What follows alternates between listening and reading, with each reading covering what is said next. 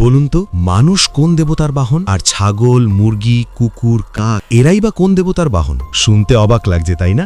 কারণ আমরা তো সবসময় দেবতাদের সঙ্গে সিংহ, ময়ূর বা ইঁদুরের মতো বাহনই দেখে এসেছি। যেমন সিংহ মা দুর্গার বাহন, হাঁস সরস্বতীর বাহন, ময়ূর কার্তিকের বাহন, ইঁদুর গণেশের বাহন। কিন্তু ছাগল, মুরগি, কুকুর, কাক, মোষ, হরিণ, মানুষ এই প্রাণীগুলিকে আমরা কোনো দেবতার সঙ্গে দেখি না। তাহলে কি এরা কারো বাহন নয়? আসলে ব্যাপারটা একেবারেই তা নয়। এরাও দেবতাদের বাহন, তবে এরা আমাদের আশেপাশে পূজা হওয়া কোনো দেবতাদের বাহন নয়, তাই আমরা এদের বিষয়ে কম জানি। চলুন একে একে জেনে নিই। অগ্নিপুরাণ অনুসারে ছাগল হলো অগ্নিদেবের বাহন, মুরগি হলো বহুচরা আম্মার বাহন, যিনি মা পার্বতীরই এক বিশেষ রূপ এবং তৃতীয় লিঙ্গের মানুষেরা বিশেষভাবে তার পূজা করেন। কুকুর হল কাল ভৈরবের বাহন, যিনি ভগবান শিবের এক ভয়ঙ্কর রূপ।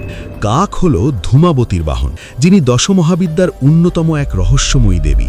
মোষ হল যমরাজের বাহন, যিনি মৃত্যুর দেবতা। হরিণ হল চন্দ্রদেবের বাহন, চন্দ্রদেবের সঙ্গে এই প্রাণীটির গভীর সম্পর্ক রয়েছে। আর বামন পুরাণ অনুযায়ী মানুষ হল কুবেরের বাহন, যিনি ধন সম্পদের অধিপতি। তাহলে এবার ভাবুন, যে প্রাণীগুলোকে আমরা সাধারণ বলে ভাবি তাদের মধ্যেও লুকিয়ে আছে দেবত্বের ছোঁয়া।